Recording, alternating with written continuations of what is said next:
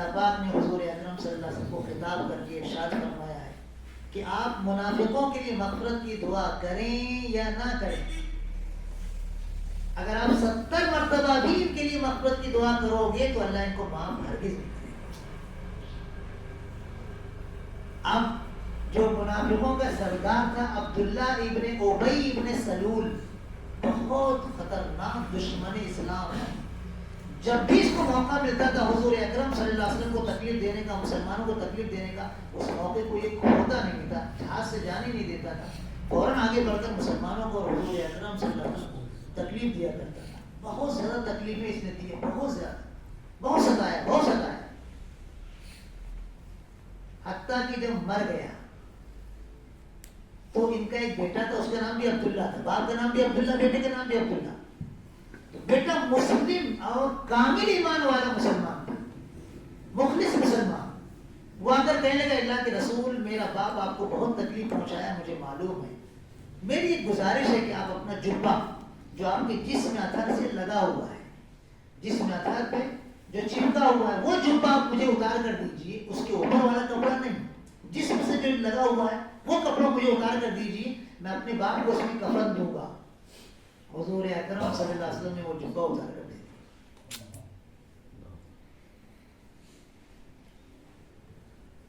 پھر اس کے بعد حضور اکرم صلی اللہ علیہ وسلم نے ارشاد فرمایا کہ جب تم کفن دے لو تو نماز جنازہ پڑھنے کے لیے مجھے بلا دینا. ٹھیک. جب جنازہ تیار ہو گیا تو میں نے آ کر کہا کہ اللہ کے رسول آ کر جنازے کی نماز پڑھا دیجیے. تو حضور اکرم صلی اللہ علیہ وسلم آگے بڑھے تو حضرت عمر رضی اللہ عنہ دامن پکڑ لی. اے اللہ کے رسول کیا کر رہے ہیں آپ؟ یہ منافقوں کا سردار ہے، اس کے لیے آپ مغفرت کی دعا کر رہے ہیں. جنازے کی نماز تو مغفرت کی دعا ہے، آپ جنازے کی نماز پڑھا رہے ہیں، مغفرت کی دعا کر رہے ہیں. قرآن میں اللہ پاک نے آپ سے فرمایا ہے نا کہ آپ 70 مرتبہ مغفرت کر دعا کرو گے تو اللہ معاف نہیں کرے گا. تو کیوں آپ اس کے لیے دعا کر رہے ہیں مغفرت کی، اور کیوں نماز جنازہ پڑھا رہے ہیں؟ دیکھو فلاں وقت آپ لوگ، اس نے ایسا آپ کو کہا تھا، فلاں وقت ایسے کہا تھا، فلاں وقت یہ کہا تھا، فلاں وقت یہ کہا تھا، ساری اس کی رداعت سنا دی. حضور اکرم صلی اللہ علیہ وسلم سنتے رہے، سنتے رہے، سنتے رہے. جب حضرت عمر رضی اللہ عنہ کی بات پوری ہوئی تو کہنے لگے عمر سن، اللہ نے مجھ سے کیا کہا ہے کہ آپ ان کے لیے استغفار کرو یا نہ کرو. اگر 70 مرتبہ بھی منافقوں کے لیے مغفرت کی دعا کرو گے تو اللہ ان کو ہرگز معاف نہیں کرے گا. سن عمر، اگر مجھے معلوم ہو جائے کہ میں منافقوں کے لیے 70 مرتبہ سے زیادہ مرتبہ اگر مغفرت کی دعا کروں گا اور اللہ ان کو معاف کر دے گا تو میں 70 مرتبہ سے زیادہ مرتبہ ان کے لیے مغفرت کی دعا کروں گا. بخاری شریف کی روایت. رحمت دو عالم کا سینہ دیکھو کتنا کشادہ ہے، صحراؤں کی وسعتیں اس کے سامنے شرماتی، سمندروں کی وسعتیں اس کی ایک گوشے میں چھوٹ جائیں گی. حضور اکرم صلی اللہ علیہ وسلم کا سینہ اطہر اتنا کشادہ ہے. آپ نے کہا اگر 70 مرتبہ سے زیادہ مرتبہ ان کے لیے مغفرت کی میں دعا کروں اور مجھے معلوم ہوتا ہے کہ اللہ معاف کر دے گا تو ضرور ان کے لیے 70 مرتبہ سے زیادہ مرتبہ مغفرت کی دعا کروں. کیا مطلب ہوا اس کا؟ اس کا مطلب یہ ہوا کہ آپ کو امت کو جوڑنے کی فکر تھی. اس نے کلمہ پڑھا ہے، نماز پڑھی ہے، مسلمانوں کے ساتھ رہا ہے، جہاد میں بھی شریک رہا، اگرچہ منافقوں کا سردار ہے لیکن مسلمانوں کے معاشرے میں مسلمان کے نام سے جانا جاتا ہے نا. اگر ہم اس کے خلاف ایکشن لیں گے تو دنیا کہے گی کیسے پیغمبر ہیں، اپنے ہی اوپر ایمان لانے والوں کو قتل کر رہے ہیں. ایک مرتبہ حضرت عمر رضی اللہ عنہ نے اجازت طلب کی تھی کہ اللہ کے رسول آپ اجازت دیجیے عبداللہ ابن ابی کی گردن اڑا دو. تو آپ نے یہی جواب دیا تھا عمر اگر میں قتل کرنے کی اجازت دوں اس کی حرکتوں کی بنا پر تو پھر دنیا کہے گی کیسے پیغمبر ہیں، اپنے اوپر ایمان لانے والوں کو قتل کر رہے ہیں. نہیں عمر میں اجازت نہیں دے سکتا. آج ہمارے دلوں میں مسلمانوں کے تعلق سے یہ نرم گوشن نہیں. پوری امت حضور اکرم صلی اللہ علیہ وسلم کی امت ہے، چاہے کسی بھی برادری کے مسلمان، چاہے کسی بھی زبان کے بولنے والے مسلمان ہو، کسی بھی شہر کے رہنے والے مسلمان ہو، کوئی بھی مکتبی فکر ان کا ہو، ہے نا مسلمان، ایمان والے ہیں نا، تو ہماری نگاہ میں وہ مسلمان ہونے چاہیے. حضور اکرم صلی اللہ علیہ وسلم نے خطبہ یوم النحر، مینا میں یوم النحر 10 تاریخ کو خطبہ دیا تھا، تاریخی خطبہ. اس میں آپ نے فرمایا تھا اے لوگوں بتاؤ آج کا دن کون سا دن ہے. لوگوں نے کہا اللہ اس کے رسول بہتر جانتے ہیں. حالانکہ معلوم تھا لیکن ادب کے طور پر انہوں نے کہا. حضور نے کہا کیا یہ یوم النحر نہیں ہے، بقرعید کا پہلا دن نہیں ہے، ذی الحجہ کی 10ویں تاریخ نہیں ہے؟ سب نے کہا کیوں نہیں، ضرور. پھر آپ نے پوچھا اچھا بتائیے مہینہ کون سا مہینہ ہے؟ لوگوں نے کہا اللہ اس کے رسول بہتر جانتے ہیں. تو آپ نے کہا یہ ذی الحجہ کا مہینہ نہیں ہے؟ کہا ضرور ذی الحجہ کا مہینہ ہے. ذی الحجہ کا مہینہ محترم ہے. سال بھر کے 12 مہینوں میں 4 مہینے محترم کہلاتے ہیں جو قرآن کریم میں اللہ پاک نے خود ارشاد فرمایا. اس میں سے ذی الحجہ کا بھی مہینہ ہے. تو ذی الحجہ کے مہینے کے بارے میں آپ نے فرمایا تو سب نے کہا جی ہاں یہ ذی الحجہ ہے. پھر آپ نے پوچھا یہ علاقہ کون سا علاقہ ہے، یہ سرزمین کون سی سرزمین ہے؟ لوگوں نے کہا اللہ اس کے رسول بہتر جانتے ہیں. آپ نے کہا یہ مینا کا میدان نہیں ہے، حرم کا علاقہ نہیں ہے؟ کہا جی ہاں کیوں نہیں، ضرور مینا حرم میں داخل ہے. حضور اکرم صلی اللہ علیہ وسلم نے اتنی شاندار ترتیب سے سمجھایا کہ جیسے آج کا دن محترم ہے، آج کا مہینہ محترم ہے، آج کا یہ میدان محترم ہے، 3 محترم چیزیں یکجا ہو گئی ہیں، ایسے ہی ہر مسلمان کے لیے، ہر مسلمان کی عزت و آبرو، اس کی جان، اس کا مال محترم ہے. آپ نے فرمایا سن لو کان کھول کر، اگر میرے بعد تم ایک دوسرے کو ہتھیار اٹھاؤ گے تو کفر تک پہنچ جاؤ گے. وارننگ دی تھی آپ. مسلمانوں کو جوڑنا چاہیے، ملنا چاہیے، آپس میں مل جل کر رہو گے تو انشاءاللہ اللہ کی طرف سے آپ کی ایسی مدد ہوگی کہ آپ تصور بھی نہیں کر سکتے. اتحاد، ایمان کی بنیاد پر اتحاد، حضور اکرم صلی اللہ علیہ وسلم کی امتی ہونے کی بنا پر اتحاد اگر ہم کر لیتے ہیں تو اس کا دنیاوی فائدہ بھی ہوگا، اخروی فائدہ بھی ہوگا. حضور اکرم صلی اللہ علیہ وسلم کی دلی تمنا تھی کہ امت یکجا رہے، امت میں تفرقہ نہ ہو، امت میں پھوٹ نہ ہو، امت بکھرنے نہ پائے. ہمیشہ آپ کو یہی فکر ہوتی تھی. کبھی انصار اور مہاجرین کا جھگڑا ہو گیا، کبھی کسی اور کا جھگڑا ہو گیا، فوراً موقع واردات پر پہنچ کر فوراً جھگڑے تو دبا دیتے تھے اور ختم کر دیتے تھے، تسلی اور تشفی دے دیتے تھے، فوراً تصفیہ کر دیتے تھے. حضور اکرم صلی اللہ علیہ وسلم کی دلی تمنا تھی کہ میری امت مل جل کر رہے. حضرت عبداللہ ابن مسعود رضی اللہ تعالی عنہ ایک مسلمان کو قرآن اس طریقے سے پڑھتے ہوئے نہیں سنا جس طریقے سے انہوں نے وہی سنے حضور سے سنی تھی. تو ان کو پکڑ کر لائے حضور اکرم صلی اللہ علیہ وسلم کے پاس اور کہنے کہ اللہ کے رسول قرآن غلط پڑھ رہے ہیں. حضور اکرم صلی اللہ علیہ وسلم نے کہا کیا غلط پڑھ رہے ہیں، سنا ان سے. حضور نے کہا صحیح تو پڑھ رہے ہیں. اب حضرت عبداللہ ابن مسعود رضی اللہ عنہ کو عجیب سی کیفیت طاری ہو گئی کہ میں نے تو حضور اکرم صلی اللہ علیہ وسلم سے دوسرے طریقے سے سنا ہے، اس طریقے سے نہیں سنا ہے، لیکن اس کو بھی آپ کہہ رہے درست ہے. پھر مجھ سے کہا کہ تم پڑھو. تو عبداللہ ابن مسعود رضی اللہ عنہ کو وہی سورہ پڑھا قرآن کی، حضور نے جیسے پڑھایا تھا ویسے.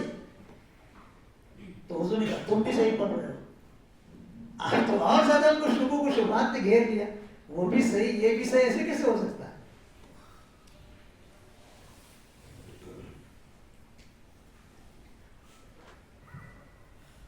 قرآن کریم کی بہت ساری آیتوں میں قرأت الگ الگ ہے. ہم لوگ جو قرأت پڑھتے ہیں نا عام طور پر پوری دنیا میں اسی قرأت کے مطابق پوری دنیا میں قرآن پڑھا جاتا ہے اور نمازیں بھی اسی انداز سے پڑھی جاتی ہیں. کہیں کہیں دوسری روایت ہے اور دوسرے قاری کی روایت کے اعتبار سے قرآن پڑھا جاتا ہے. حضور اکرم صلی اللہ علیہ وسلم کے زمانے میں 7 لہجے تھے جو اس زمانے کے مشہور قبیلوں کے لہجے تھے. تو حضور اکرم صلی اللہ علیہ وسلم نے حضرت جبرائیل علیہ السلام سے کہا کہ قریش ہی کے لہجے میں اگر سارے قبیلوں کو مجبور کیا جائے قرآن پڑھنے پر تو ان کے لہجے میں اتنی گنجائش نہیں ہے کہ وہ قریش کے لہجے کو قبول کر لیں. اس لیے مختلف بڑے بڑے قبیلوں کے لہجوں میں بھی قرآن پڑھنے کی اجازت دی جائے. تو 7 لہجوں میں قرآن پڑھنے کی اجازت دی جائے. حضور اکرم صلی اللہ علیہ وسلم نے دونوں سے کہا کہ تم بھی صحیح پڑھ رہے ہو یہ بھی ایک لہجہ ہے، تم بھی صحیح پڑھ رہے ہو یہ بھی ایک لہجہ ہے. مثال کے طور پر ہم لوگ سورہ فاتحہ پڑھتے ہیں. سورہ فاتحہ میں مالکی یوم الدین، اللہ قیامت کے دن کا مالک ہے، مالک. اور ایک قرأت ہے ملک یوم الدین، مالک نہیں، ملک، ملک یعنی بادشاہ، ملک یوم الدین، اللہ قیامت کے دن کا بادشاہ ہے، دونوں قرأت صحیح ہے۔ ایسے پورے قرآن میں جگہ جگہ جگہ جگہ مختلف انداز سے قرآن حضور نے پڑھایا صحابہ کرام رضی اللہ عنہ کو، اور وہ اپنے بعد آنے والے مسلمانوں کو پڑھائیں۔ اب حضور اکرم صلی اللہ علیہ وسلم نے ان سے کہا ابن مسعود رضی اللہ عنہ سے کہ وہ بھی درست پڑھ رہے ہیں، تم بھی درست پڑھ رہے ہو، میں نے ان کو اس لہجے میں پڑھایا، تم کو اس لہجے میں پڑھایا، دونوں لہجہ صحیح ہے۔ اس کے بعد پھر حضور اکرم صلی اللہ علیہ وسلم نے عبداللہ ابن مسعود رضی اللہ عنہ سے کہا دیکھو ابن مسعود، گوشت کے ناخن لو، اللہ کی کتاب میں اختلاف مت کرو۔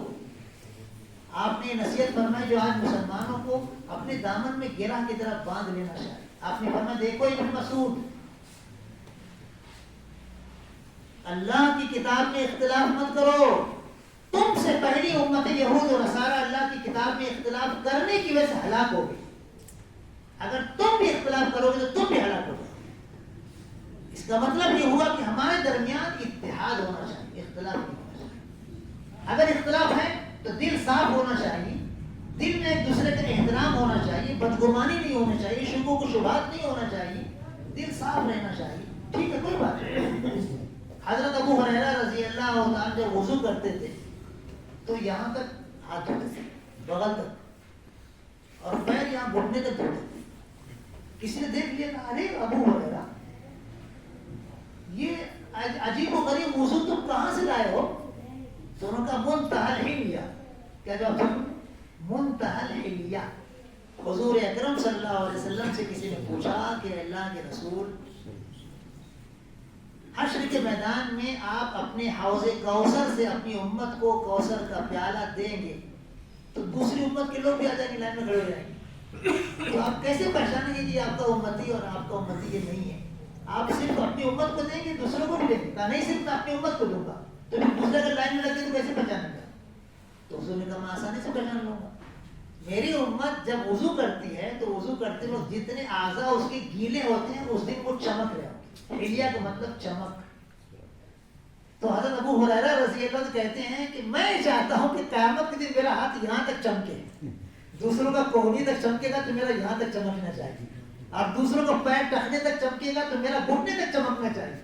تو انہوں نے اپنے ذہن سے یہ سوچا اور ویسا وضو کرنا شروع کر دیا، تو لوگ خاموش ہوئے، جھگڑا نہیں کیے، ان کے خلاف محاذ قائم نہیں کیے کہ دیکھو ابو ہریرہ ایسا کر رہا ہے، دیکھو ابو ہریرہ ویسا کر رہا ہے، کچھ نہیں، ٹھیک ہے آپ ایسا کرو، آپ کے پاس بھی دلیل ہے، ہم ایسا کریں گے، ہم نے حضور کو ایسے ہی وضو کرتے دیکھا، کوئی بات نہیں۔ یہ کیفیت ہماری ہونی چاہیے، اور اس کی مثالیں آپ کو بہت مل جائیں گی حضور اکرم صلی اللہ علیہ وسلم کے زمانے میں، صحابہ کرام رضی اللہ عنہ کی زندگیوں کہ ان کے کبھی کبھی اختلاف ہوتے تھے لیکن آپس کے تعلقات بگڑتے نہیں۔ حضرت عثمان رضی اللہ عنہ جب خلیفہ بنائے گئے، مالدار صحابی تھے، بادشاہ، خلیفہ، مسجد نبوی کی توسیع کرنی تھی۔ حضور اکرم صلی اللہ علیہ وسلم کے زمانے میں مسجد نبوی سادہ تھی، چھپر کی چھت تھی، کھجوروں کی ٹہنیوں کو جمع کر اوپر مٹی ڈال دی گئی تھی، وہ چھت تھی۔ چھت کو سہارا دینے کے لیے کھجور کے درخت کے تنے کو لگا دیا گیا تھا بیچ میں اور کنارے کنارے، یہ چھت تھی۔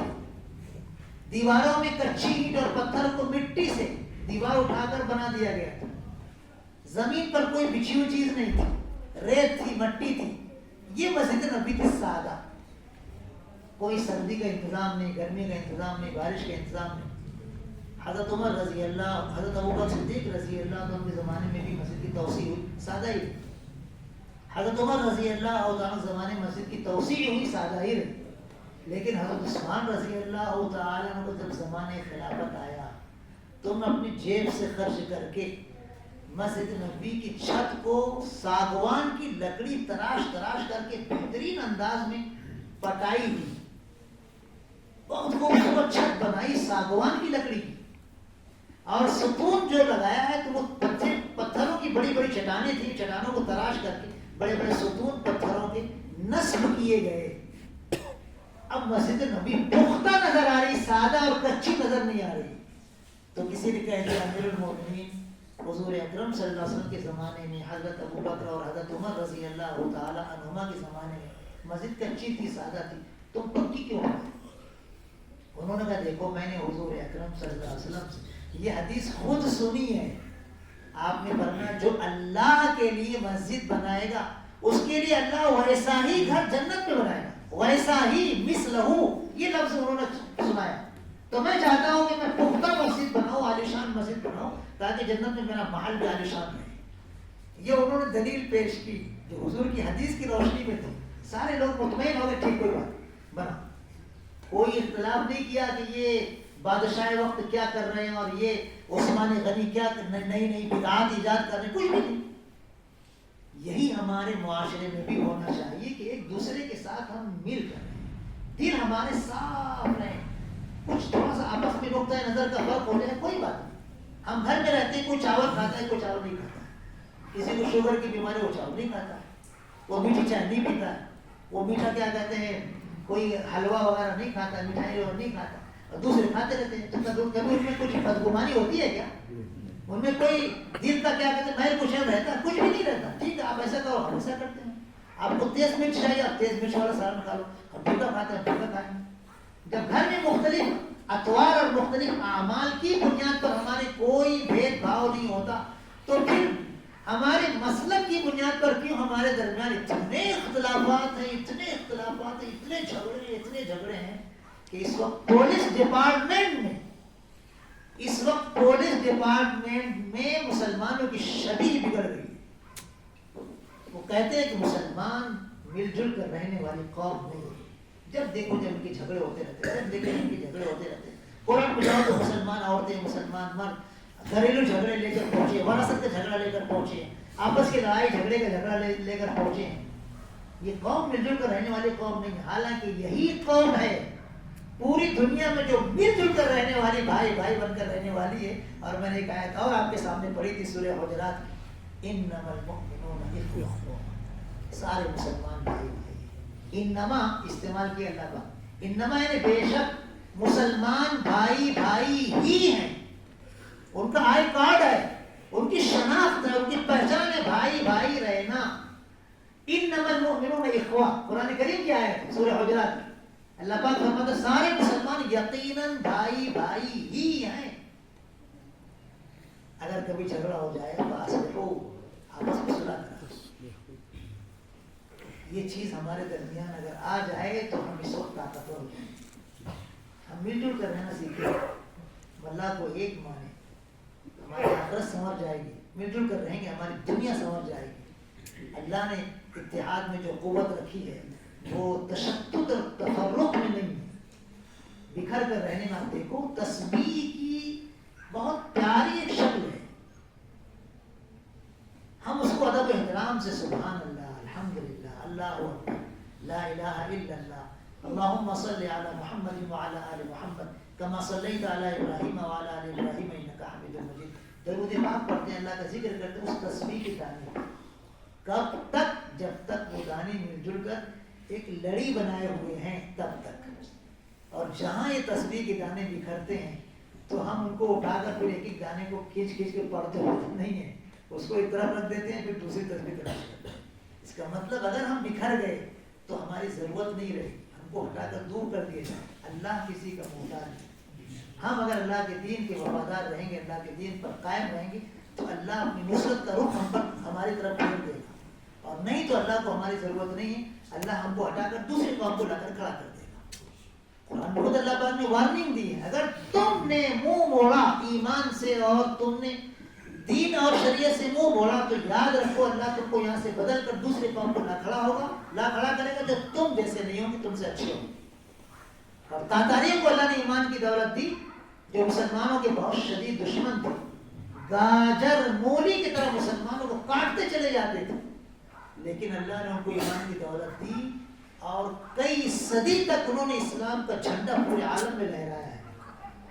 تو ہم سے اچھے باصلاحیت لوگوں کو اللہ چن کر یاد آئے گا اور اسے ہم سے اچھا کام لے گا.